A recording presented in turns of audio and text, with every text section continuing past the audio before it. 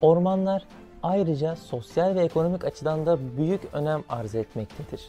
Odun, kereste ihtiyacının karşılanmasında, istihdamın sağlandığı, ekoturizm alanları ile turistlerin gözbebeği olan ormanlar, doğa turizmini de desteklemektedir.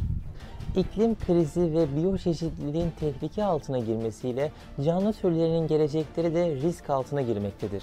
Bu soruların çözümü için ilk olarak su ve ormanların korunması ve orman varlığının arttırılması gerekmektedir.